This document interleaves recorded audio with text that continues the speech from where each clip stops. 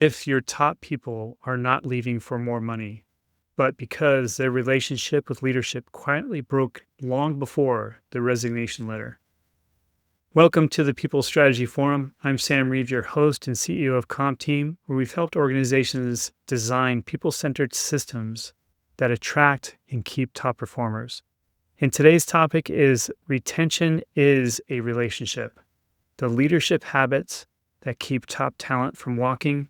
And our guest today is Borja Cuan of Four15 Digital, a leader who has built his career around strategic business growth, long-term client experience, and stable and successful experiences for their organizations. Recent interviews and company materials consistently point to Borja's approach. If you have disciplined leadership that provides human connection and the belief that leaders treat their teams with dignity and that directly shapes their retention and growth for the long-term success. So let's welcome Borja.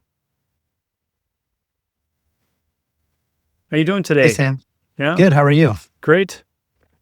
So let's kind of jump right into things. And first, I would love just to know a little bit more about, how you got into your business, what really drove your passion in marketing and leadership.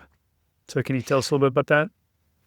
Yeah, my journey started right out of school. I started working for an internet startup back in 1998, joined them very early. At the time, the company had 28 employees. I was number 29, and that was really my introduction to internet marketing. I had no prior experience. Again, this is 1998, so the concept of internet marketing was nascent. I ended up working for that company, staying with that company for 8 years in total, which is quite a bit of time. Not many people today, 2026, are staying at a company for 8 years, but that was my experience. And that company went through an immense amount of transformation and growth over those 8 years. We had been public when I joined. We went private.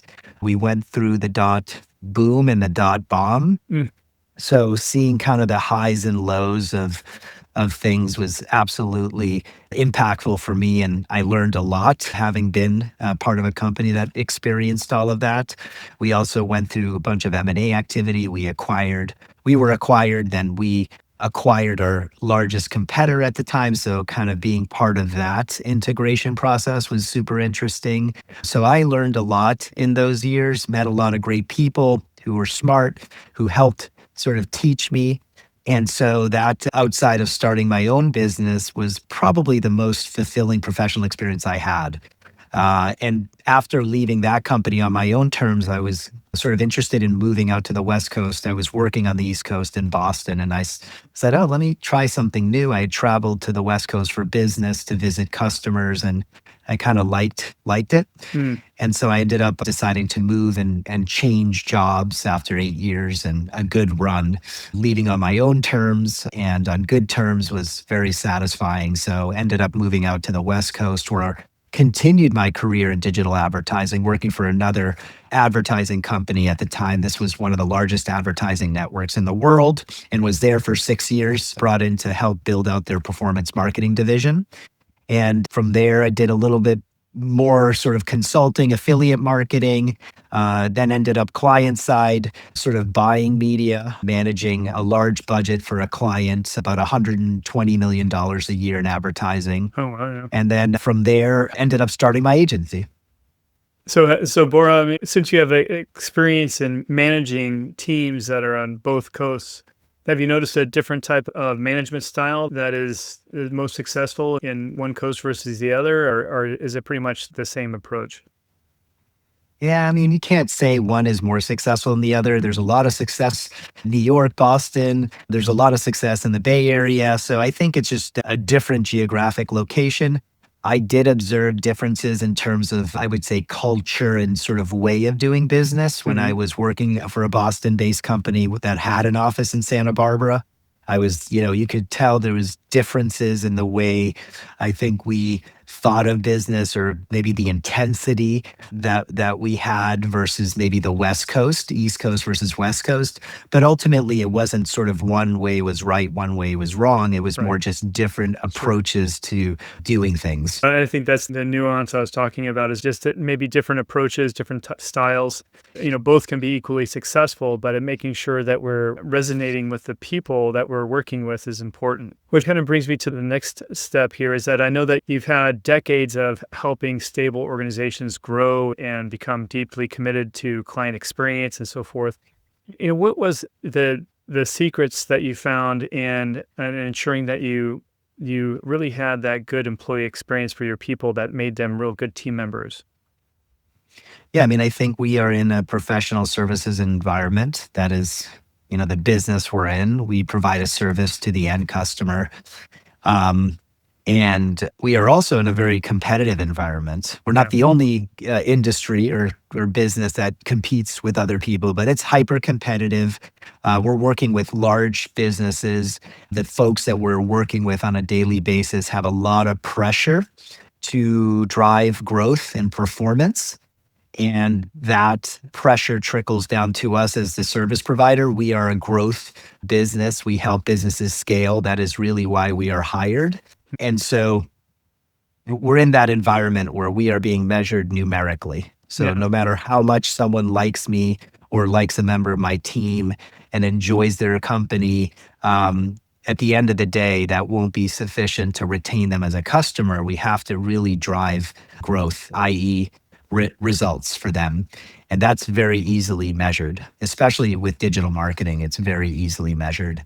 So I think because of that, we have to understand our role in delivering that service, what the expectations are. And that means we have to have a really good team to deliver that service. Without a good team, we're not going to be able to retain our customers. And so it's a lot in our business around attracting and retaining really good talent, which, by the way, even today is not something I've mastered. It's a very difficult thing to do. Yeah. You try to get better, you try to evolve, you try to find new ways. But at the end of the day, no matter what you do, there are things that you won't control that you can't really worry about. So my POV on retention and sort of employee development and building relationships is to focus on the areas that you can control and influence and do an expert level job there. So my background before even joining the internet space back in 1998 was in hospitality. Mm. Growing up, as soon as I was legally able to work at 16, I think it was, I started working. And my first job was in a hotel. And at that hotel, I ended up working there for many years because it was a summer job. And then when I could work during the school year, I did. And then when I was in college, I came back and worked in the summer. So I got a lot of exposure to the hotel industry or hospitality industry, which benefited me a lot in terms of serving the client and learning. Working at a hotel is very demanding, not only in terms of the hours that you're expected to work, but also in terms of the type of clientele that you're working with or dealing with or interacting with on a daily basis, and problem solving and dealing with angry customers and frustrated customers. So that, even though there's no correlation with internet marketing, a lot of those skills that I developed or was exposed to really helped as I became an agency owner. And some of those were transferable in terms of service delivery. So I would say that's sort of important for me, especially in terms of my evolution, because while at the time I didn't think any of this would be useful, when I started an agency 25, 30 years later, Yeah. it ended up helping me. So one of the things that you mentioned and you kind of went through, I mean, the importance of really understanding how employment and talent is in different industries. You mentioned hospitality versus marketing and so forth. And one of the things I wanted, the point or the nuance I want to get into is really the performance driven elements, and then also the traditional creative of around marketing. Usually, the creativity of marketing people really lends to giving time to be creative and not so driven by the numbers. But then in the digital world, as you mentioned, I mean, you have these hard metrics that you have to accomplish. So when you're balancing these things between being creative and then also driving the numbers and performance, how do you kind of communicate that to your people? You mean the employees? How do I get them to drive performance? Yes, I mean, if you're, of course, you have these numbers you have to achieve, but then also you have this creative talent that you're dealing with as well. I mean, Yeah. is there ever a rub there? Yeah. I mean, I think we hire and we communicate to the team that in order to be a complete media buying professional or paid media strategist, you need to have a combination of skill sets. Hmm. And if we're talking about hard skills and separating soft skills for a moment, you have to have both the ability to be analytical, but also creative. The numbers don't lie, and the numbers are the true metric in our North Star. Like we sit down with a customer on day one when we're having a kickoff call, and we'll sit down and say, "Hey, Sam, you've hired us to be your performance marketing agency. How are you evaluated by management? Hmm. What is your success metric? How do you evaluate us as a vendor? What do we need to do in order for you to be a raving fan or for you to feel like we have done a very good job?" Right? And there's maybe some quantitative stuff or qualitative stuff, but it's mostly quantitative. It's mostly, hey, we need to acquire a customer at this cost. We need to increase sales by this percentage or this dollar amount. We need to drive more qualified leads and build sales pipeline for our team. So there's a variety of metrics. It could be singular, it could be plural, but at the end of the day, it's being very crystal clear on what those metrics are and how we're being evaluated so that we always know how we're doing without even asking you. Mm-hmm. So, but really to be good at what you do, you need to give people autonomy and flexibility so that they feel like they can be creative. Because yes, numbers are one thing, but in order to get those numbers, we need to drive performance. And the only way we drive performance is if we tap into those creative sort of juices, right? Yeah. If we're not being creative, if we're not testing and experimenting, if we're not trying new ads, if we're not trying new messaging, if we're not pushing the boundaries, coming up with new ways to hook the customer, lead magnets, things of that nature, we're not going to do well. So there's a direct correlation with being creative in the job and allowing yourself to spend time being creative. So if it's not one or the other, you have to be able to do both or you're not going to be successful. Yeah, it makes sense. But then what happens when you have a person that is a great team member, but they're really not driving the numbers to get client satisfaction? If they're great at the numbers, but they're not driving client satisfaction. No, so if they're a great team member, Yep. Well, you know, but they're not driving client satisfaction. right? Right. So my answer is, Sam, you're a great team member, but you're not driving client satisfaction. And at the end of the day, client satisfaction matters. Accomplishing the ultimate goal we have, right? That means that either we need to do something better as leaders and support you better, right? And understand what what the roadblocks are or what training you need or how we can develop you. But ultimately, Sam, clients have to be happy, Yeah. right? And we have to deliver performance. And I'm not blaming you if we're not, because maybe you're doing a very good job and it's a function of the business. We're not in the business of making miracles. And maybe this is just not a good business or we don't have what we need from them to be successful. Maybe the price point is too high. So we're trying to do everything we can to make no excuses as to why it's not working. But there are some things that we will rely on the customer for in order for us to be successful. So our goal is to take control and ownership over as much as we can. But in the absence of the things that we can't control, we must, really challenge the team to push the client to get those things to us, because from day one, we're very good about expectation setting and defining roles and responsibilities and saying, okay, this is what we own and this is what you own. And for this to be a good partnership, both of us have to come to the table and deliver on what those expectations are. And we actually do that in the sales process. So before even taking a new customer on, we're very clear on defining, this is what we do and this is what you do. we can't do it all, even if we wanted to, because there are some things that are just not things that we can do. And I like the idea. What you're saying is that there's a performance problem, really diagnosing and finding out where it's happening, and then trying to fix that. And it could be on the client side, it could be on the employee side. And so making sure that you know where the performance issue is important. Yep, Yeah. exactly. So, and now when you mentioned, as far as when we're talking about retaining your top performers, I mean, what is what do you have found has been the secret sauce in really ensuring that you retain your top team members? It's really recognizing that you need to invest time in building those connections. Like anything else, relationships thrive if you invest time and you put the effort in. So the way to explain it is quite easy, but to execute on that is actually more difficult because it requires time. And a lot of leaders, founders, owners, executives, they're so busy that they often forget the team. Yeah. And they don't make it a priority. They say, I have this presentation, I have this meeting, I have to solve this problem. And they're sort of trying to get through all the things on their to-do list that they often forget that the team is the most important thing and should be their number one priority. So for me, what I found that helps retention most is ultimately building connection with your team. What does that mean? Well, that means, hey, getting to know them, understanding from the beginning what they want to get out of this journey working at your organization, right? They have the same way I have goals and objectives I want them to accomplish.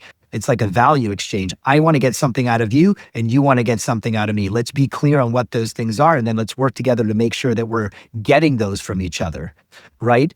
What is it that's important to them, right? Is it financial? Is it professional? Is it flexibility? Whatever it is. And then really being there to make sure that you're giving them those things and you're checking in with them periodically. And it's not always about work. Yesterday, I took one of my teammates out to golf. We're actually going to spend 2.5 hours on a golf course, and we're going to talk about family, and you're expecting a third child, and your trips, and what books you're reading, or what movies you're watching. Like, it's really not going to be about business. It's going to be about you and I connecting on a more personal level, because I'm interested in that.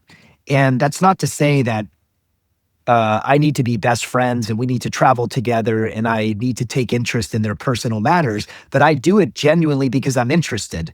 And that's how you build relationships. It's because, hey, I want to know what's going on with your life outside of work. You got 2 young kids, you got a third on the way, you're not sleeping a lot. That's a big deal. Like, I want to make sure you're doing okay. So again, it's kind of like, are you willing to put in the time to do what I did yesterday, which is total time 4 hours with an employee and put work to the side. There's plenty of things that we could be doing work-wise that were important, proposals and meetings and things. I said, no, this has to be prioritized. Today we're doing this. Right.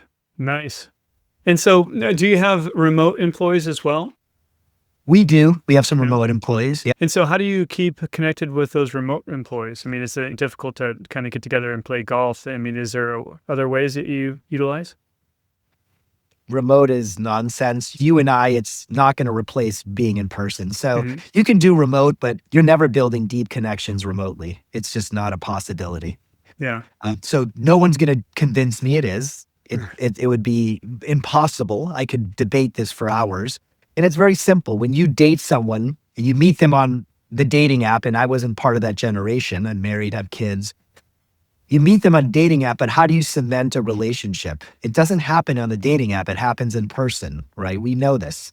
So what people do is they come up with convenient reasons on happy hours over Zoom, which are a complete waste of time, games on Zoom, and that's a complete waste of time. And I'm taking a very kind of aggressive approach to that. I mean, there's some value, but it's not going to be the same as me sitting in a room with you or playing golf with you or going to happy hours, going for a walk or spending time together. So what we try to do is, in the absence of being together, which happens, we'll do this. We'll have conversation. We'll communicate as often as we can, 2-3 times a year. where we really spend quality, intentional time together. And that really brings us closer. I've never left a team offsite where people felt more disconnected than reconnected. Everybody felt motivated, inspired, on the same page, really happy, a lot of good stories. So we try to, sprinkle those in at least 3, 4 times a year. So we have distributed offices. So we're trying to bring people together. And then in the meantime, we are doing what most people do, which is Google Meets or Zoom calls, check-ins, things like that, just to make sure we're all sort of connected as much as we can, being in different parts of the country or world. So for your remote team, you make sure that you get together periodically 2 or 3 times a year to Yep. really develop that connection. Yeah. Yep. Now, when you think about the single most impactful thing that you do for retention and engagement of your people, is there, you mentioned developing relationships is the big one. What else? Is there something else?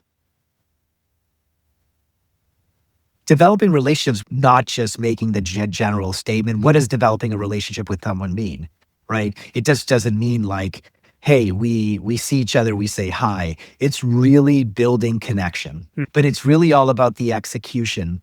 I would also say is being empathetic and understanding and providing flexibility, really just making sure that you're providing an environment in which they can thrive, they feel supported, they feel safe, they feel heard, they have an opportunity to push back or give feedback, right? All of these things are what I mean by building deep connection and building an environment or creating an environment in which people can thrive, right? Right. And so a lot of that requires a lot of effort. Really being consistent in that area is really the differentiator, right? You can't just pop in there and have these things happen and then just disappear for 8 months. You really have to be consistent with building relationships. Yeah. Reach out to people constantly. I'm just thinking about you, haven't seen you, hope you're well, right? Put a call in, right? Like all these little ways of just connecting with people that makes them feel like you haven't forgotten about them and that you're thinking about them goes a very long way. And then lastly, I'll say that's a really important one, thanking them. Thanking people for the contribution and the impact. And I do this often when my team goes above and beyond, sending an email on a Saturday, working on an assignment on a Saturday.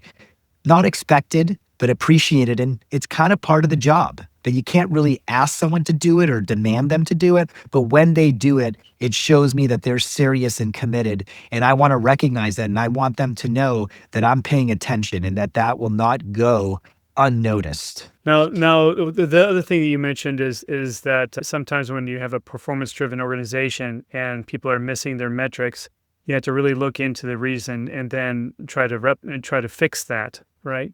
And right now, we have a lot of new technologies that are coming into the marketing, specifically, artificial intelligence-driven type of solutions. And people are required to really step up and upskill. Are you seeing any challenges there with new technologies coming into your business?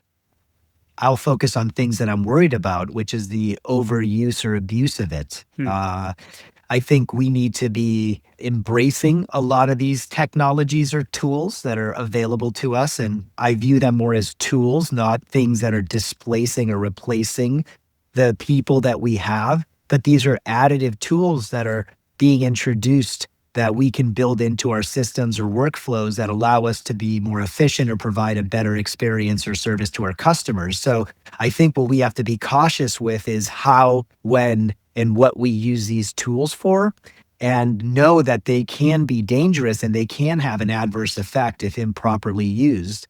Example, when you're designing ads, you really have to make sure you're giving the tool the right input. Yeah. And you're looking at what the output is and really making sure that that's what you wanted it to be. Because the last thing you want to do is put out an ad for a client that we're working with that was AI generated, that we just relied on AI to do, and that misrepresents the brand, or it's not tasteful or whatever. Like, we have to be careful with, and it's still evolving, and so that means that we just have to be really good at quality control and being good with the inputs and things like that. And then also when it comes to building authentic relationships, I don't want my team not writing their own emails. I want them to build authentic relationships with our customers, and customers will start paying attention if these are all AI generated. If we're using Claude or ChatGPT and we're not using our own sort of personal voice or brand voice. So I've seen emails come to me from my team where I go, you didn't write this. And the reason I know this is I've known you for 2 years and you've never used a vocabulary word like this. Your range in terms of vocabulary is not represented here. Like, it's way too formal. It doesn't sound like you. It's totally against you and who you represent. So be careful not to do that with the customer, because they're going to start questioning, like, what is you versus AI?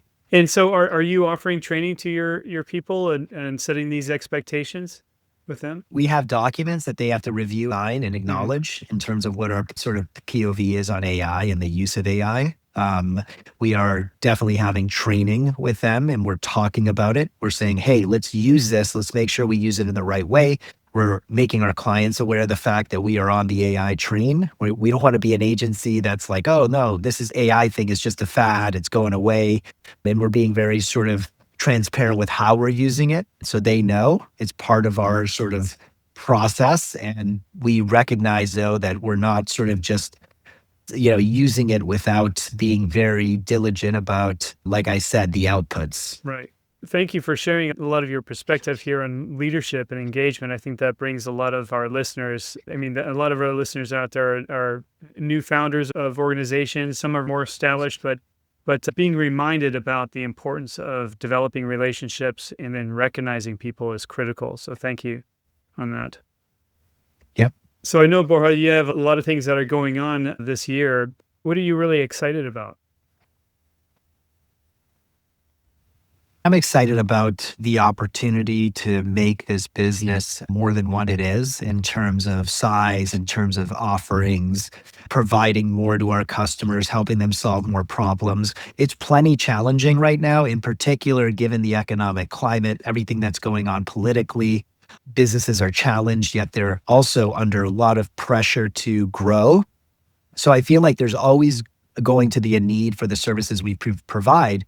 But we need to continue to get better. We need to evolve. We need to expand service offerings in a way that provides more value to clients. We need to get better at the existing service offerings that we deliver and provide clients. So for me, we're just scratching the surface now. And so for me, I'm always trying to become better, get better at what we do, find other ways to build our business. So I think that's what I'm most excited about, continuing to hire great people. I love working with our team, hiring more people that are kind of like-minded and expanding. I know many leaders out there that are listening and are thinking about their own marketing and approach and their people, and they're saying, we need to do something different this year. So how can some of our listeners get a hold of you for some of your services? Yeah, so I'm on LinkedIn. If you want to reach out to me on LinkedIn, Borja Cuan, Borjacuan. I also do a lot of sort of posts on LinkedIn about agency life and leadership. Also, you can visit our website, four15digital.com. There's a contact us button on our website, short form. If you fill it out, we'll be quick to respond. You can also learn more about our service offerings on our website, more about sort of the culture of the agency, case studies, etc. Great. Thanks, Borja. I know we covered a lot of good material here for our listeners out there. We've talked about building those effective relationships with your people, and sometimes this can be more challenging with remote employees, and you need to make extra steps to ensure that people get together and have that more of a physical presence is important, as Borja mentioned. And then the big key piece of recognition on this, really making sure that you take the time as leaders to ensure that your people know when they're doing a good job, having that communication and making sure that they know that they're being noticed for what they do. And because, of course, what is observed gets repeated, right? But thank you so much, Borja, for your wisdom, and I really appreciate your time today. Thanks for having me, Sam. Great. And for our listeners out there, if you enjoyed this podcast, please make sure that you subscribe, rate, and share with one of your fellow leaders. You're probably know many people that need Borja's help. You know that he has a wonderful team. And so I encourage you to reach out to him as soon as possible and before he gets booked up. All right. For everyone, we'll see you next week on the People Strategy Forum. Take care.